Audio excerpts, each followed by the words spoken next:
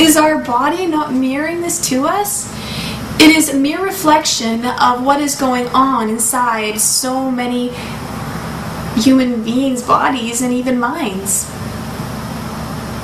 But it does not stop there. Billions of stars make up our one universe, and the planets are the organs.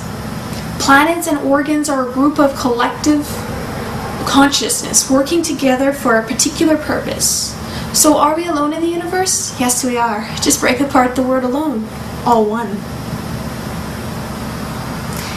Yes, we are all one in the universe. All beliefs, every one of them, whether they are religious, science, or mystical, are all the same things in different characters and words and packages and cast of characters. Bleh. Screw that up. All people need to realize this now more than ever to work together. We must no longer discredit one another by saying that each other is stupid, crazy, or evil, since each one of us holds a major piece of the puzzle. That is why we have done and said so many things to avoid this realization. When we are working on a major puzzle, you will never get it if you refuse to work with the blue pieces because someone told you it was evil. Could that also be a lie? It is not about putting our differences aside. On the contrary, it's about using our differences to complement, enhance, help, and complete one another. So here is an example. Most indigenous cultures believe we came from the stars, and society today convinces us that that is erroneous. And Christians say we came from Adam, and science says we came from or are made up of atoms. Gosh, sounds awfully similar, don't you think? Atoms. Where do atoms come from? Well, they come from the stars. So you see how everyone is right, just with a slight different interpretation? Everyone has a different way of describing the same thing with different interpretations and perspectives, a kaleidoscopic view based on a foundation of a past reference from a comfort belief.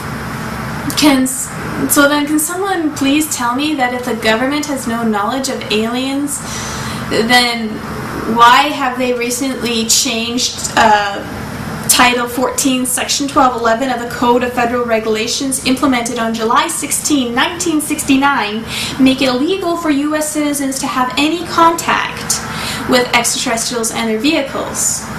I think it's still there. I think you can still find it if you really want to. Look it up for yourself. Okay, so after that, what is the next step? If we know we are being played like a marionette and no information gets out unless we are ready and able to accept it, you better think about that one.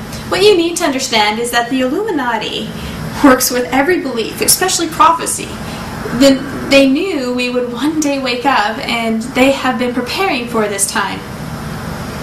For many years, they know that when revelations come to light, the people will react, and that is exactly what they want. For it is when we are in these emotions of anger, hate, feelings of betrayal and hurt, it empowers the Illuminati and gives the upper hand in being able to play us yet again. Now, life is most uncomfortable as every little thing is starting to get to us, from traffic jam to BS systems, the speed of technology, the bombardment of info to all the tax, paperwork, etc., etc., all to make us angry and beyond the verge of losing our minds.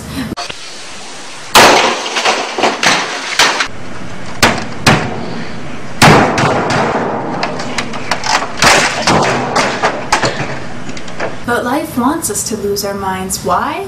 Our minds are most unkind and like to remind us to the daily grind. We are shedding our mind like a snake sheds its skin.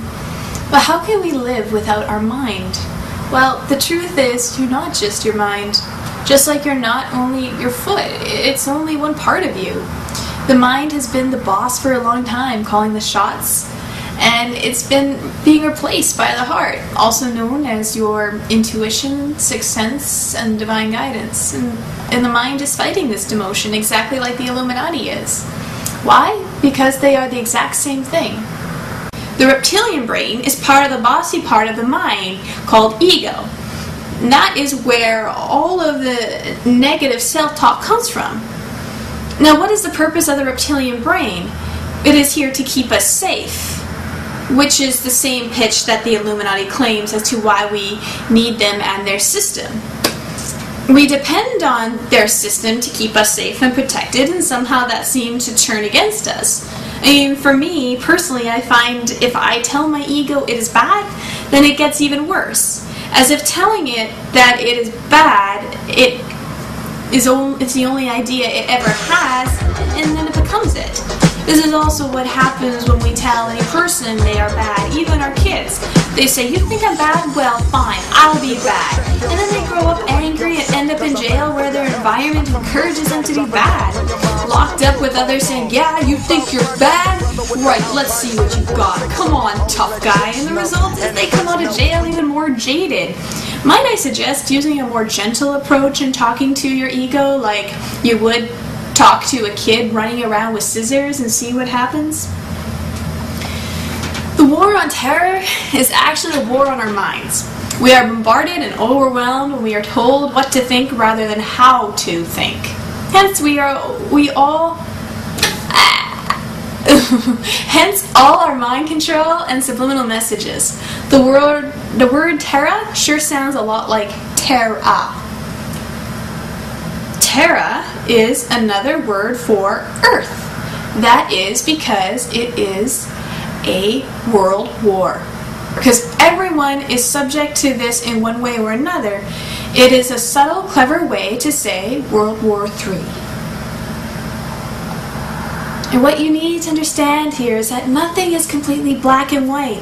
That is why the yin and the yang symbol shows the white side with a spot of black. And and the black side has a spot of white in it. So this dark side, the Illuminati, does also have a divine side to them.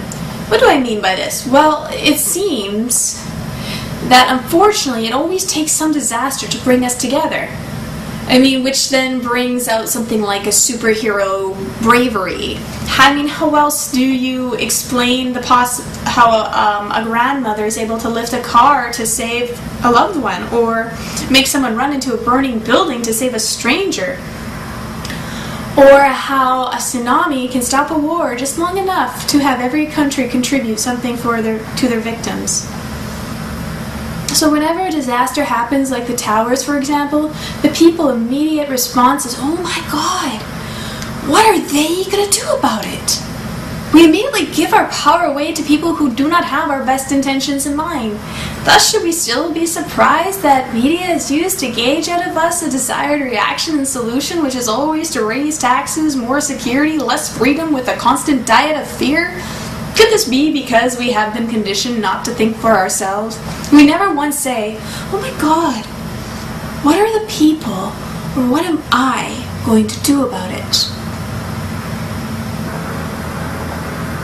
So I have a question. How bad does it have to be before we, the people, actually feel the fire lit under our asses to actually do something?